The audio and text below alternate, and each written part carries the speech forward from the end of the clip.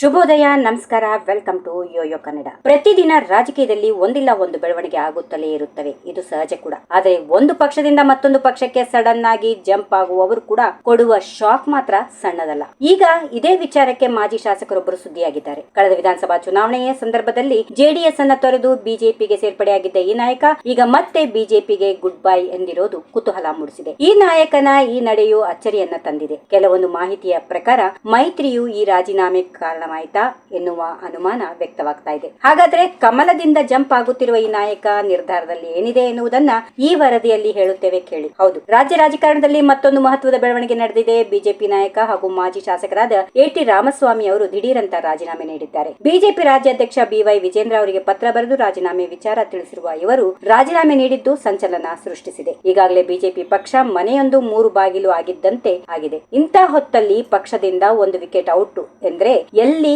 ಪಕ್ಷದೊಳಗೆ ಆದ ಬೆಳವಣಿಗೆ ಎ.ಟಿ. ರಾಮಸ್ವಾಮಿ ಮೇಲೆ ಎಫೆಕ್ಟ್ ಆಯ್ತಾ ಅನ್ನುವ ಅನುಮಾನ ಮೂಡ್ತಾ ಇದೆ. ಇನ್ನು ರಾಮಸ್ವಾಮಿ ಬಿಜೆಪಿ ನಾಯಕ ಹಾಗೂ ಮಾಜಿ ಶಾಸಕರಾದ ಎ.ಟಿ. ರಾಮಸ್ವಾಮಿ ಇವರು ಬಿಜೆಪಿ ರಾಜ್ಯಾಧ್ಯಕ್ಷ ಬಿ.ವೈ. ವಿಜೇಂದ್ರ ಅವರಿಗೆ ಬರೆದಿರುವ ಪತ್ರದಲ್ಲಿ ಏನಿದೆ ಎನ್ನುವುದಾದ್ರೆ, ವಿಶ್ವ ತಾಪಮಾನ ವಿಪರೀತ ಏರಿಕೆಯಿಂದ ಹವಾಮಾನದ ಅಸಮತೋಲನ ಉಂಟಾಗಿದ್ದು, ಇದರಿಂದ ನೆರೆ, ಬರ, ಚಂಡಮಾರುತ, ಭೂಕಂಪಗಳು ಹೆಚ್ಚಾಗಿವೆ. ನಾವು ಕುಡಿಯುತ್ತಿರುವ ನೀರು, ಉಸಿರಾಡುತ್ತಿರುವ ಗಾಳಿ, ಸೇವಿಸುವ ಆಹಾರ ಎಲ್ಲವೂ ವಿಷಪೂರಿತವಾಗಿದೆ. ಬೆಟ್ಟ, ಗುಡ್ಡ, ಅರಣ್ಯ ನಾಶದಿಂದ ನದಿ ಜಲ ಮೂಲಗಳು ಬತ್ತಿ ಹೋಗಿವೆ. ಅಂತರ್ಜಲ ಮಟ್ಟವು ಕುಸಿದು ಹೋಗಿದೆ. ಇದರಿಂದ ಜೀವ ಸಂಕುಲಗಳಿಗೆ ಸಂಕಷ್ಟ ಎದುರಾಗಿದೆ. ಈಗಲಾದರೂ ನಾವು ಜನ ಜಾಗೃತಿ ಮೂಡಿಸಿ ಪರಿಸರ ಸಂರಕ್ಷಣೆಯ ಕೆಲಸ ಮಾಡಬೇಕು. ಹೀಗಾಗಿ ನಾವು ಪರಿಸರವನ್ನ ಉಳಿಸಿದ್ರೆ ಜೀವ ಸಂಕುಲ ಉಳಿಯುತ್ತವೆ. ಇಂತಹ ಸನ್ನಿವೇಶದಲ್ಲಿ ರಾಜಕೀಯಕ್ಕಿಂತ ಪರಿಸರ ಸಂರಕ್ಷಣೆಯೇ ಮುಖ್ಯ ಎಂದು ಭಾವಿಸಿದ್ದೇನೆ. ಹಾಗಾಗಿ ನನ್ನ ಪೂರ್ಣ ಸಮಯವನ್ನ ಕೃಷಿಯ ಜೊತೆಗೆ ಪರಿಸರ ಸಂರಕ್ಷಣೆ ಕೆಲಸದಲ್ಲಿ ತೊಡಗಿಸಿಕೊಳ್ಳಲು ತೀರ್ಮಾನಿಸಿದ್ದೇನೆ. ಈಗಾಗಲೇ ನಾನು ನಿಮ್ಮೊಂದಿಗೆ ಈ ವಿಚಾರವಾಗಿ ಮಾತನಾಡಿದ್ದೇನೆ. ಇದೀಗ ಬಿಜೆಪಿ ಪಕ್ಷದ ಸದಸ್ಯತ್ವಕ್ಕೆ ರಾಜೀನಾಮೆ ನೀಡುತ್ತಿದ್ದೇನೆ. ಇಲ್ಲಿವರೆಗೆ ತಾವೆಲ್ಲರೂ ತೋರಿದ ಪ್ರೀತಿ, ವಿಶ್ವಾಸಕ್ಕೆ ನಾನು ಕೃತಜ್ಞ ಎಂದು